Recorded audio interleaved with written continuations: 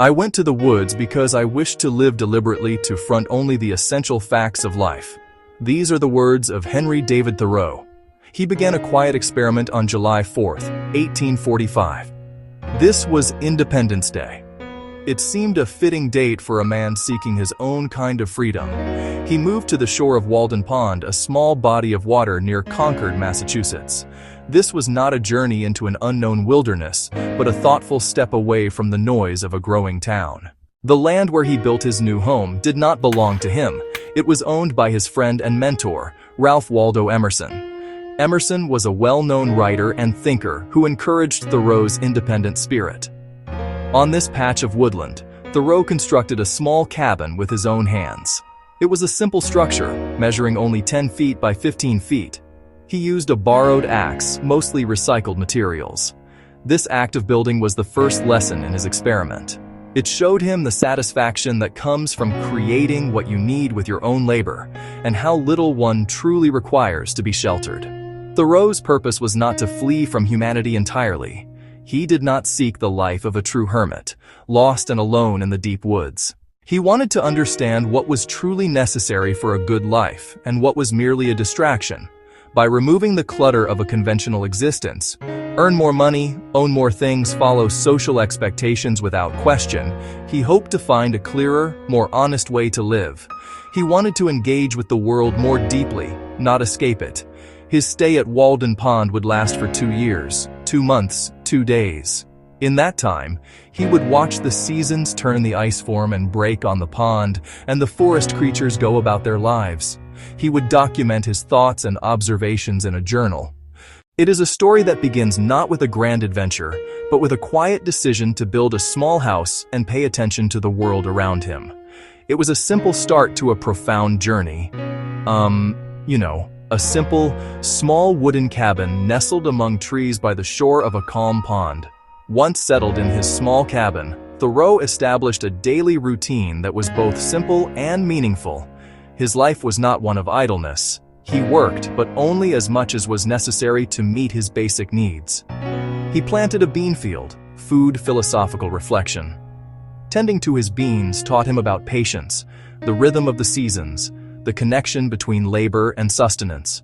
By working for himself just a few hours a day, he could secure all he needed and free the rest of his time. He rose early and bathed in the pond, a morning renewal.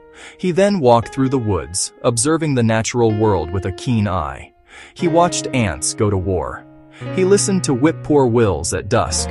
He studied patterns of the water growth of the plants. This deep watching was study. He believed nature was a great teacher, full of lessons for anyone willing to slow down. His time was filled with the richness of the present moment. Thoreau's diet was as simple as his house. He ate the vegetables he grew, potatoes, corn, peas. He sometimes fished in the pond. He baked his own bread. This was crucial to his experiment. He wanted to prove you don't need to spend your life at a disliked job just to afford luxuries. By reducing wants, he gained the ultimate luxury: freedom. He had the freedom to think, to read, to write, simply be. Reading and writing were central to his woods life. His cabin was a study. He kept company with the great books of history, philosophy. He spent long hours with his journal, carefully recording observations and crafting thoughts into words. He wasn't just living. He was trying to understand life's meaning. His routine balanced physical work for the body and intellectual work for the mind. One of the most powerful ideas to come from Thoreau's time at Walden is the value of simplicity. He argued that our lives are often frittered away by detail. We become so busy with tasks, appointments, and the pursuit of material possessions that we lose sight of what truly matters. Thoreau's life in the cabin was a direct challenge to this way of thinking.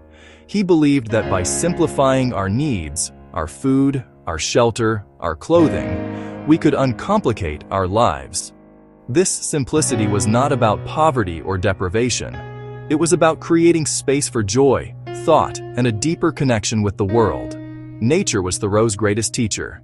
He did not see the woods as just a collection of trees, animals. He saw it as a living, breathing entity, full of wisdom and beauty.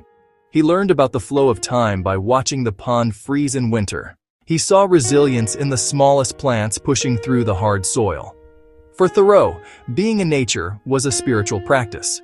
It helped him to feel part of something larger than himself. He urged his readers to go outside and experience this for themselves, to find the same peace and clarity he found by the shore of Walden Pond. This deep observation of nature led to another key idea: the importance of being awake. Thoreau did not just mean being awake instead of asleep. He meant being fully present and aware in each moment. So many of us, he suggested, go through our days in a kind of slumber, following routines without thinking. We see, but we do not truly observe. We hear, but we do not truly listen. His time in the woods was a practice in staying awake to the wonders of the ordinary world. He found endless fascination in things that most people would overlook, like the color of the ice or the sound of the wind. Work, for Thoreau, was also something to be reconsidered. He believed that people had become tools of their tools. They worked endlessly to afford things they did not need, sacrificing their time and their freedom in the process. He showed that by doing meaningful work, work that provides for your real needs, you can live a full and satisfying life. His work in the bean field was not just a chore, it was a way to connect with the earth and provide for himself. He wanted people to question the modern idea of work and to seek a life where labor serves the person, not the other way around. Section 4. Society, Solitude, and Self-Reliance. Although he lived alone in the woods, Thoreau was not a misanthrope who hated people.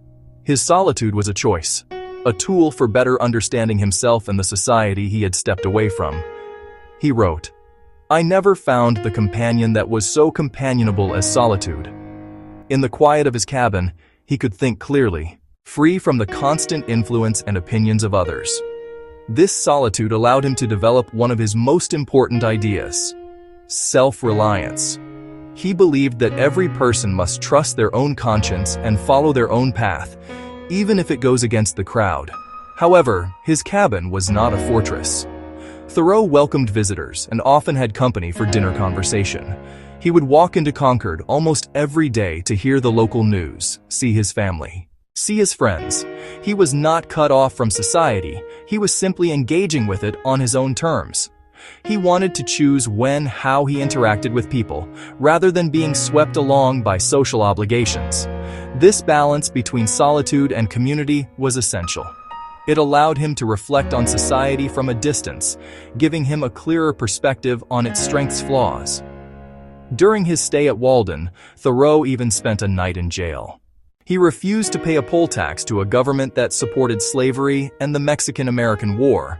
This act of protest was a direct result of the self-reliant thinking he cultivated in the woods. It led to his famous essay, Civil Disobedience, where he argued that individuals have a moral duty to resist unjust laws.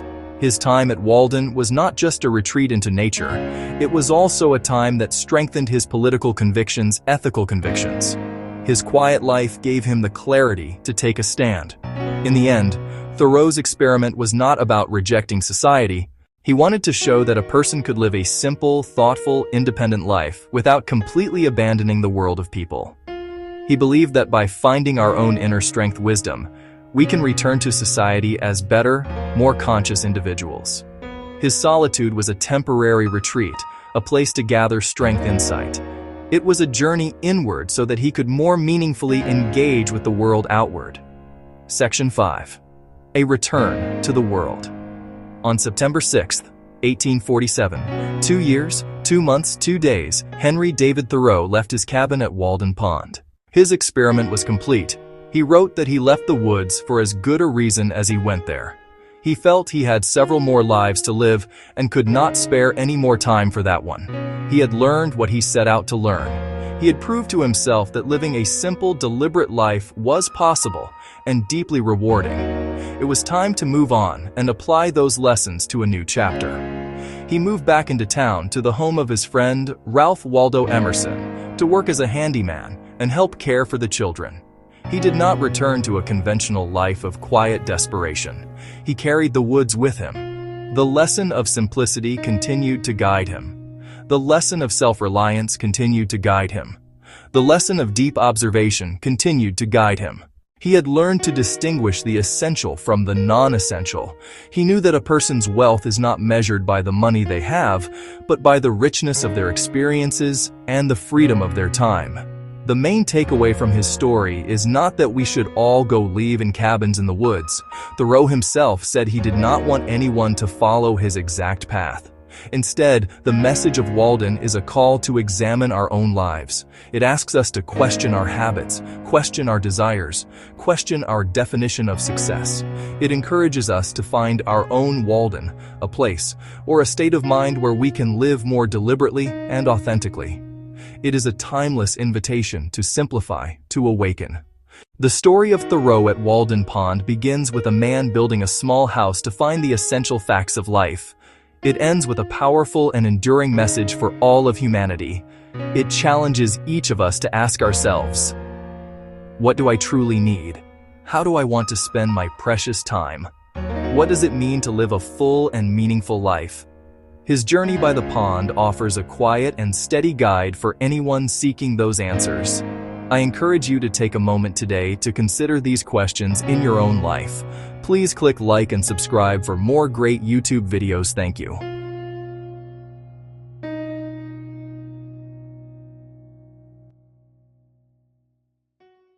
Please click the subscribe button at any time in the right-hand corner.